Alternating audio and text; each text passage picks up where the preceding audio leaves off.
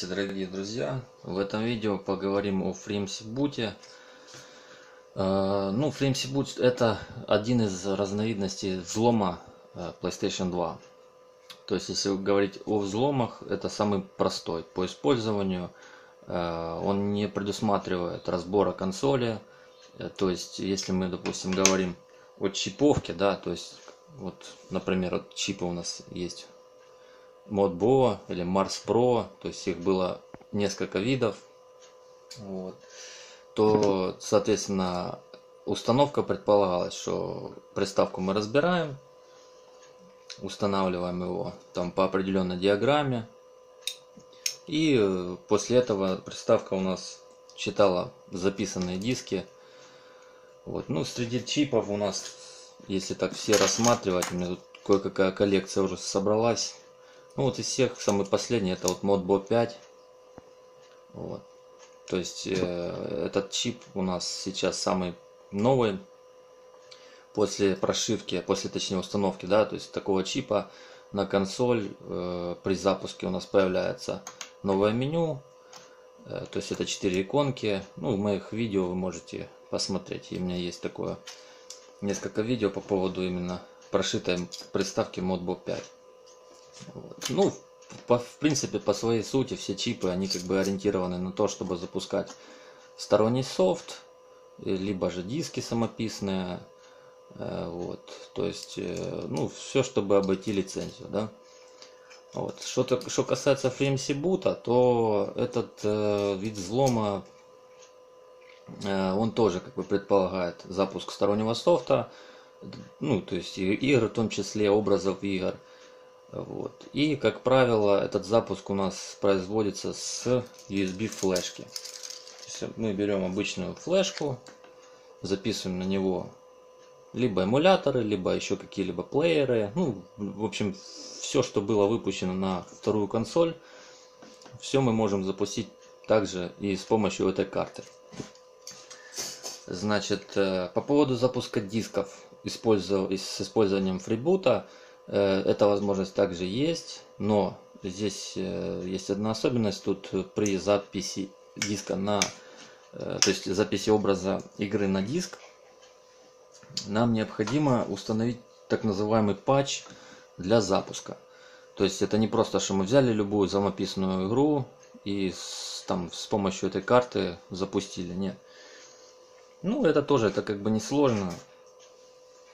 Там есть инструкция в интернете, и если надо, я, может, обзор по этой теме сделаю. Вот, то есть это тоже также возможно, и все очень просто и доступно.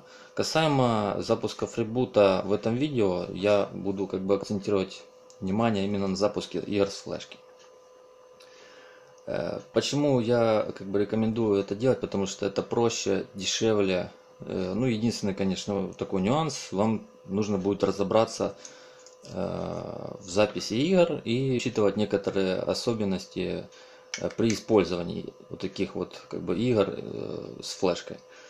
Ну, во-первых, после записи игр на флешку недостаточно просто ее вставить и запустить.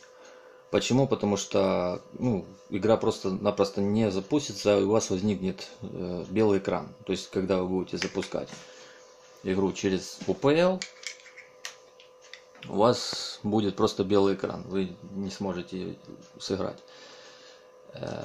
Поэтому для этого нужно делать дефрагментацию. Это у меня и в инструкции есть, также и на Пикабу эта инструкция есть, и здесь же, опять же, у меня на канале есть несколько видео.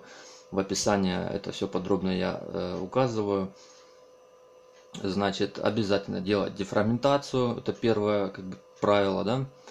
Второе, следите за тем, чтобы на флешке после записи всего софта, то есть игр, программ и тому подобное, память была не полностью заполнена. То есть, если у вас, допустим, флешка на 32 гигабайта, желательно, чтобы на ней было хотя бы, понятно, что там на ней и так, в принципе, не 32, там меньше.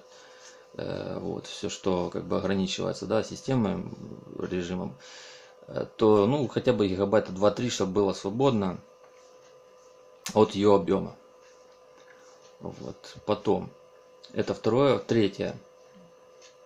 Третий момент по поводу записи игр. Если игры у нас до 4 гигабайт, да, то есть мы записываем их просто, скидываем их в папку DVD на флешку. Тут вопросов как бы нет. Если игра больше 4 гигабайт, то нам следует ее разбивать. Это тоже не сложно, тут ничего такого фантастического нет. Есть программа USB Util называется, также есть у меня и видеоурок конкретно по этой теме. Это просто берете ваш образ из игры, скачанный в формате ISO, и с помощью этой программки она сразу же разбивает ее на флешку и записывает. Просто выбираете путь источника и путь назначения, да, то есть флешку нашу.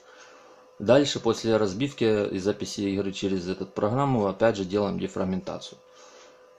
Вот. Четвертое. Бывает такая тоже как бы особенность, я сам заметил. Вот у нас идет образ игры. Ну, например, у меня было такое San Andreas из Colossus, Shadow of the Colossus.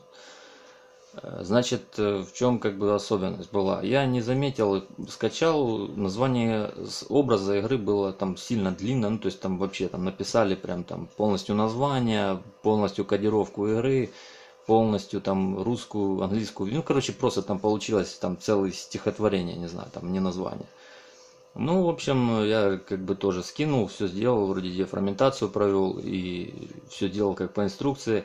Но игра тоже не получилась, она зависла, белый экран через OPL, ну и все, на этом все. Я как бы долго не мог понять, в чем дело, как бы. И просто решил так проэкспериментировать, переименовал файл просто там Colossus, например. Ну, то есть у нас кодировка игры, да, вначале идет, как правило, это слуз там и 5 цифр через точку. И дальше название. Вот это вот я как бы переименовал и назвал просто там Colossus. Ну, запустил, она пошла. Тоже проделал дефрагментацию, разбил ее через USB утиль. Ну, как бы тоже такая особенность, я как бы заметил такую, ну, как бы характерность. Поэтому советую тоже обращать на это внимание. То же самое было с San Andreas. Тоже было название сильно длинное, и я его переименовал, запустил. То есть вот это тоже пошло. Теперь пятый момент по поводу кодировки игры. Что это значит? Также в инструкции это я указал, четко все там прописал, что к чему. Что это значит? То есть у вас на флешке, точнее файл игры скачанный, ну, как правило, не всегда в раздачах этот файл он уже готов для записи. Как он должен быть? То есть у вас сначала должна быть кодировка игры, то есть SLS или SLS или SLUS, ну как-то там. Как там в игре, в общем, должно быть. И где это можно посмотреть? Все форматы ISO можно открыть через файловый или через архиватор, WinRAR, например, да. Вот вы просто открываете его как архив, и у вас смотрите, там будет список папок и всяких файлов. Вот там среди этих файлов должен быть файл с кодировкой. Он называется с большими буквами английскими SLUS, SLS или CS, ну и там дальше идут 5 цифр. Сначала идет 3 цифры, потом точка, потом 2 цифры и точка. Вот после вот этой последней точки вы и как бы, ну вот это и есть кодировка до последней точки. Дальше уже идет название игры. Название игры можете придумывать какое хотите. Вот. А вот кодировку должны соблюсти так, как она есть. То есть четко. Там идет SLS, например, да, например, SLS, потом нижнее подчеркивание, и идет 3 цифры точка и 2 цифры точка. Все, дальше можете придумывать все, что хотите. Ну, опять же, соблюдайте, чтобы название файла, образа, да, у нас не было сильно длинным. Вот. Ну, вот как бы такие основные моменты по поводу запуска игр. Но, и еще такая тоже как бы особенность, но это очень редко встречается, но все равно она есть. Ну, это в принципе логично, как бы везде есть ошибки, как бы в том числе и в этой теме. Ну, то есть, когда вы скачиваете, например, какую-то игру, вот вы там захотели, там страшно где-то ее нашли, скачали все вроде правильно, сделали и разбили, и дефрагментацию произвели, а у вас она не идет. И все, хоть ты тресни. Ну, короче, что тут надо сделать? Надо просто скачать такую же самую игру из другого источника, вот и все. Можно даже скачать там в 3 вариациях, то есть 3 файла, но только разные, чтобы они были, может быть, там либо регион какой-то разный был, либо еще что-нибудь. Это не связано с различием в регионах, это связано просто с тем, что сам файл был скачанный, который вы скачали, он был загружен с какой-то ошибкой. То есть тут не зависит, вы к этому никак можете не быть причастны, то есть вы даже если могли все сделать правильно, просто из-за того, что сам файл с игрой, этот образ в формате ISO, он просто битый. Вот, но это как бы все такие моменты, которые я хотел бы вам осветить. Теперь по поводу запуска игр, конкретно вот с Flimsy Boot.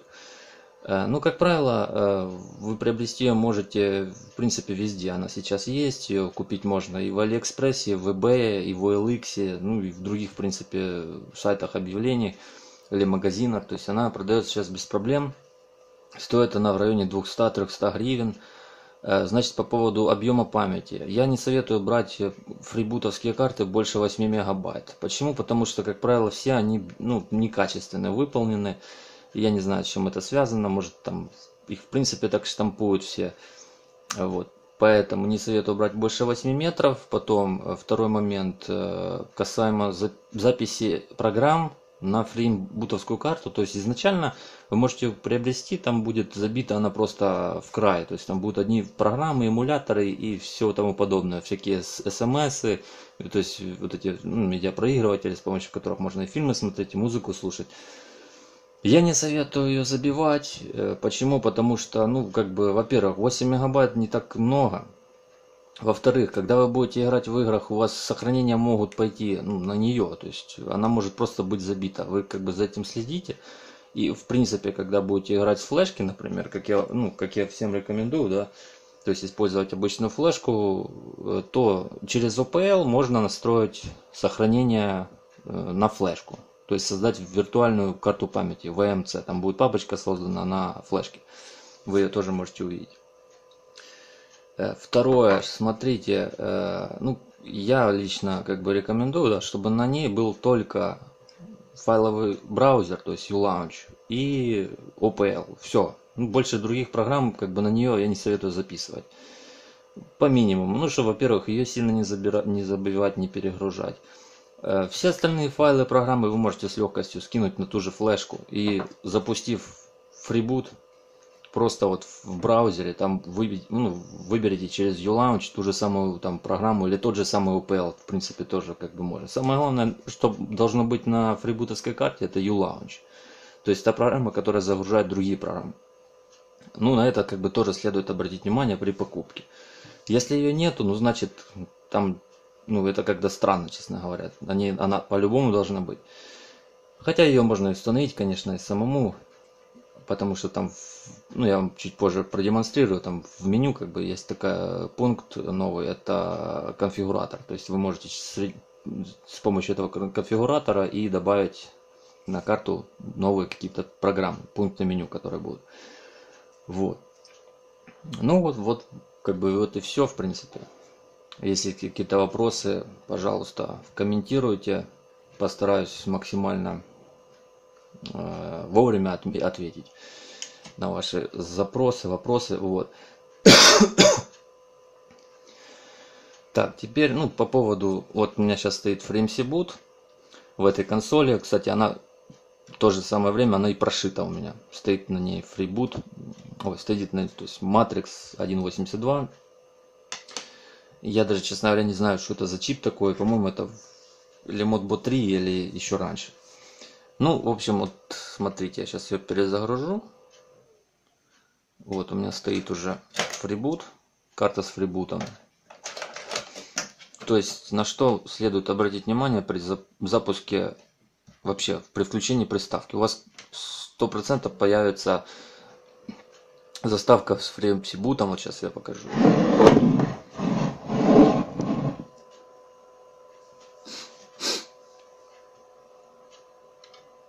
Сейчас я перезагружусь, такое бывает. Вот, да. Кстати, да, бывает такое, что не запускается FreeBoot. Просто жмите кнопку Reset один раз и все, и ждите, когда он вот он у меня загрузился. В данном у меня случае версия 1.953. Сейчас вышел новый FreeBoot. там, по-моему, 1.964. Так, ну там особо как бы различия в предыдущих версиях, там, ну, в принципе, они поубирали несколько ошибок. Ну, а подробно можете посмотреть на сайте PSX Place. Там и скачать его можете и установить. Значит, поехали. Что у нас должно быть? Вот он, View Launch Shelf, то есть наш файловый менеджер, с помощью которого мы можем запускать все остальное. Ну и также у нас вот Games я его переименовал. Это вообще OPL. Вот. Ну, так, чтобы как бы понятнее было для людей, всегда переименовывают на Games. FreeMC Boot конфигуратор. Вот это пункт, с помощью которого можно будет загрузить другие программы, либо же переименовать их или настроить, как вы хотите. Об этом я как-нибудь сделаю тоже видеообзор. Вот. Ну а вообще у меня есть там видео по поводу того, как можно добавить эмулятор первой Соньки и, по-моему, Сеги. Ну, посмотрите, у меня на канале у меня есть это об этом. В принципе, по той же самой аналогии можно загрузить любую другую программу без проблем. Так, ну, например, давайте вот возьму я флешку. Сейчас давайте запущу сначала наш OPL.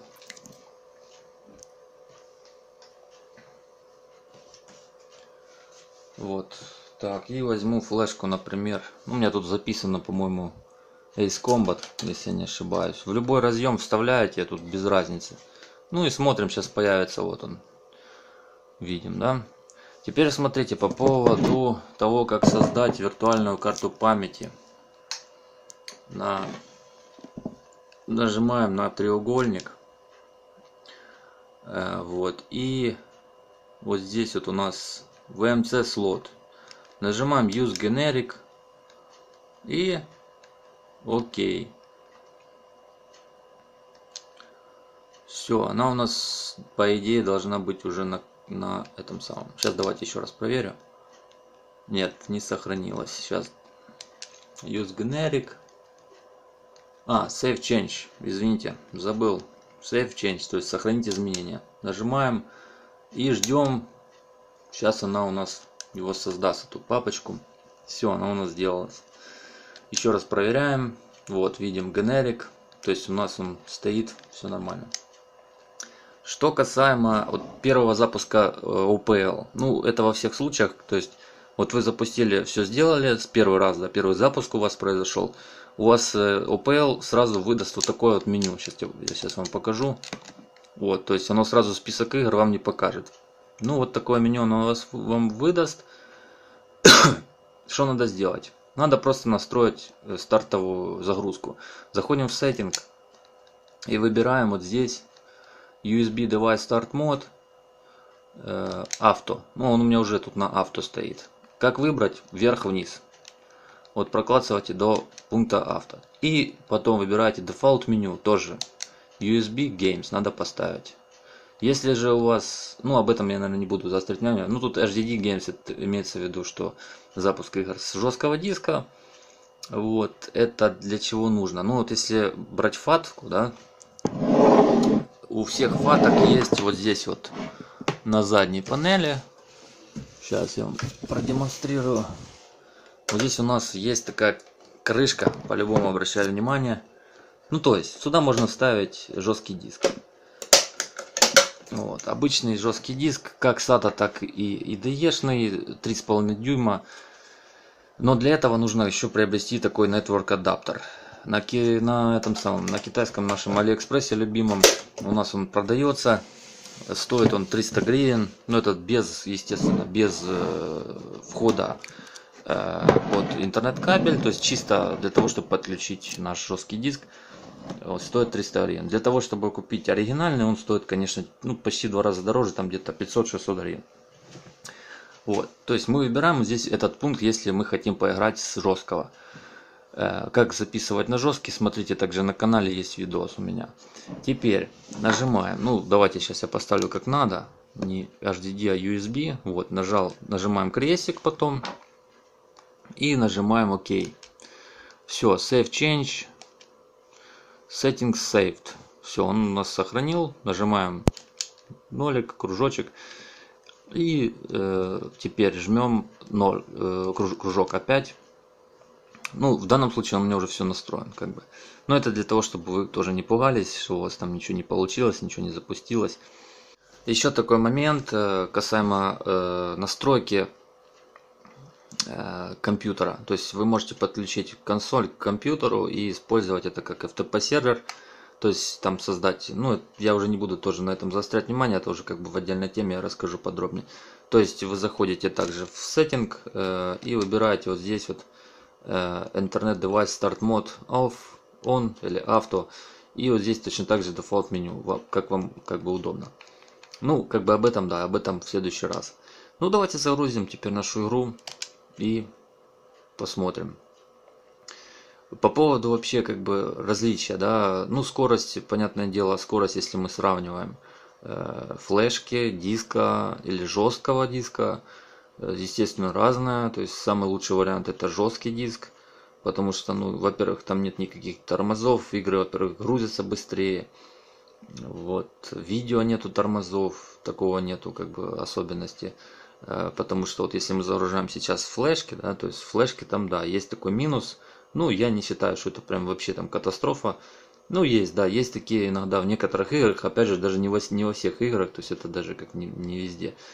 Такие подтормаживают немножко видео в некоторых моментах. То есть, ну, в самой игре не тормозит, не знаю, я пока ни в одной игре этого не замечал, то есть сам процесс идет, как он и везде, из диска, из жесткого, то есть. А вот именно в некоторых там каких-то видеороликах там, то да, бывает, что тормозит. Вот. Ну а так, в принципе, абсолютно, ну, без проблем можно играть и наслаждаться. Во-первых, HD FreeMC Boot это, да, он, ну, безопасный по сути по своей. Никаким образом он там, ну, во-первых, вы используете флешку, да, если мы берем только флешку, либо жесткий, например. То есть мы не задействуем ни диски, то есть мы это уже автоматически как бы избавляемся от каких-то расходов, растрат и тому подобное. И время свое тоже как бы на запись тех же болванок или там покупок или что-то еще мы экономим. То есть вот, поэтому скачать игру в ISO и закинуть ее через, или просто закинуть напрямую, или через USB утиль, про дефрагментацию сделать, и все, как бы этого будет достаточно. По поводу выбора флешки и объема флешек.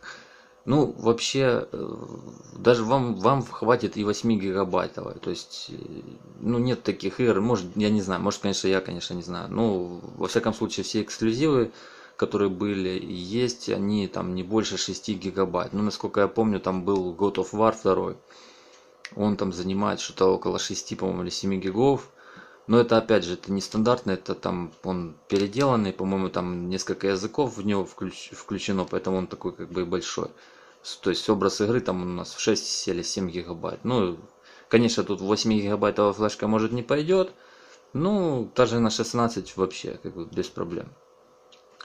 Поэтому можно брать и 8 и наслаждаться, то есть игрой без всяких проблем. Ну, как видим, вот игра наша запустилась. Это у нас Ace Combat 5. Вот. Ну, нормально играется. Вроде нормально, все без тормозов.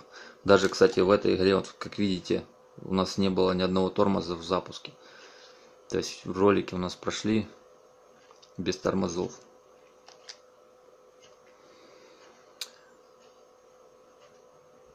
По поводу того, на каких приставках поддерживается этот FreeMC Boot, то есть это карточка с FreeMC Boot, ну, практически все модели, кроме 9000 моделей, начиная у нас, по-моему, от 9000 с датакод B, значит, они не поддерживают.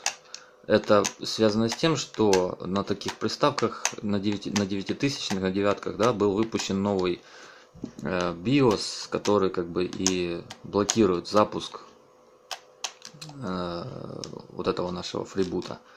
Поэтому, как бы, ну, так, вам для справочки, если что, если у вас 9000 модель, конечно, обращайте внимание на датакод. Если же он у вас не поддерживается, ну, тогда вам остается только одно, это установить точнее, Modbo, ну либо какой-либо другой чип для запуска уже как бы либо с диска этого, уже как бы там, ну как вы определитесь, какой он лучше. Поэтому, ну, FreeBoot рекомендую. Очень такая удобная штука, то есть и для приставки, и разбирать не надо, и риска никакого нету, то есть там, что вы там разберете, что-то повредите. Поэтому рекомендую приобрести. Он, кстати, по сравнению с прошивкой, он почти в 2 раза дешевле. Но, кстати, в некоторых, ну опять же, это все зависит, конечно, от региона. В некоторых регионах прошивка стоит вообще там практически столько же, сколько стоит бэушная консоль. Вот, поэтому, а FreeBoot, ну, соответственно, на FreeBoot всегда цены у нас одинаковые, и это еще больше как бы придает ему привлекательности, поэтому советую. Ну, вот видите, да, у нас игровой процесс вообще у нас не тормозит абсолютно. То есть я вот играю, ну, вообще никаких лагов, ничего. То есть как оно должно, так оно и есть. Вот.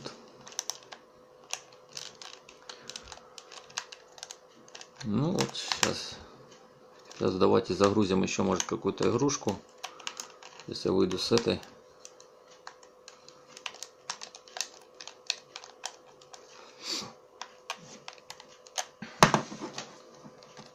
По поводу того, как выйти из OPL, да, вот вы загрузили, например, игру, и у вас сейчас получается как, вот берете, нажимаете одновременно R1, L1 зажали, да, потом R2, L2 зажали, и вдвоем Start и Select. Все, он у вас сейчас выйдет. И вы снова сможете его запустить уже через основное меню. То есть он у нас выкидывает в основное меню. Вот оно. То есть опять, то есть вам не надо ни выключать консоль, ничего. Вот, и опять заходим в Games.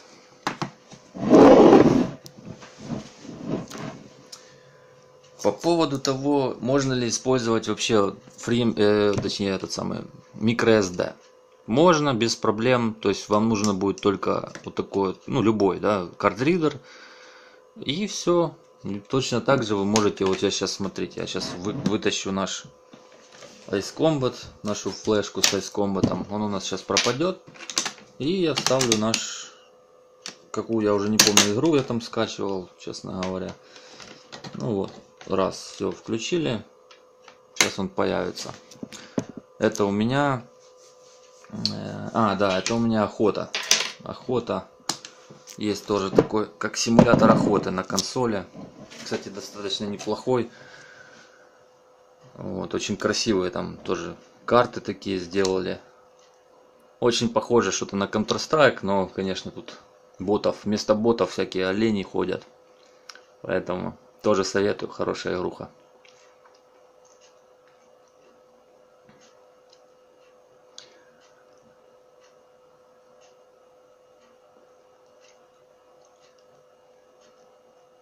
Ну так, чисто для справки, что такое HD boot, да, есть у нас FreeMC boot, а есть еще FreeHD boot.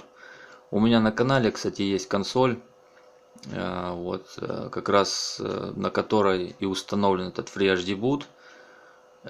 Ну, это то же самое, смысл такой же самый, как и у карты. То есть, но вы сам вот этот FreeBoot устанавливаете на жесткий диск. Ну, например, это очень хорошо, когда вы используете network адаптер вместе с винтом, и вам, то есть, не надо докупать там или ломать эту карту памяти или прошивать, да, то есть у вас сразу это весь взлом, все в одном, то есть, и опять же, вам даже это все можно сделать будет самому.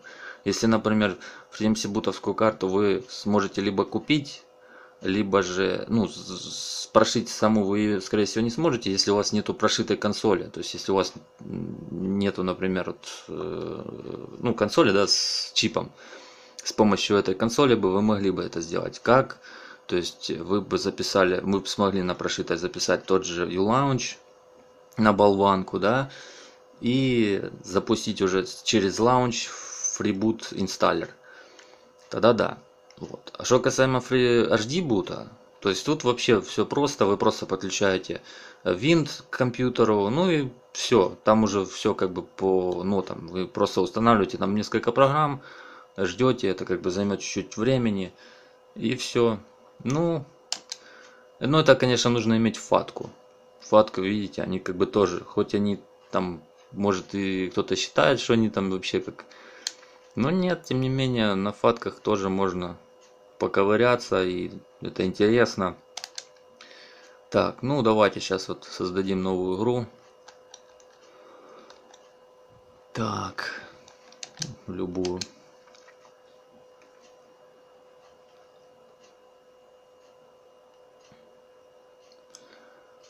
Сейчас ждем, она создаст у нас все.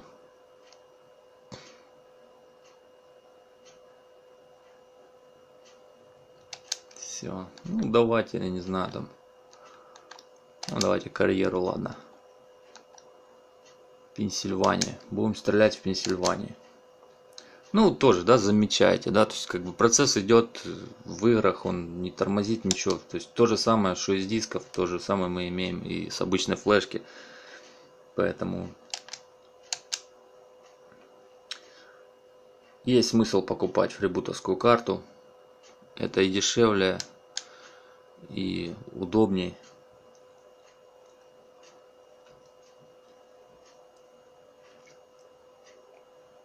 Но, опять же, у каждого взлома есть свои плюсы и минусы. Так, ну, сейчас пойдем кого-то искать.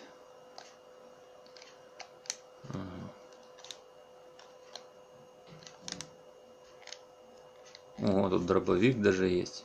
И арбалет есть. Лук. Неплохо, неплохо. Ну, мне эта игра, честно говоря, даже чем-то напомнила этот самый Горизон. Прям такие пейзажи, прям вообще. Ну, конечно, графика, ну, относительная. Но, тем не менее, на второй сонке очень, кстати, большая библиотека игр. Ну и вот эта игра мне тоже очень так запомнилась.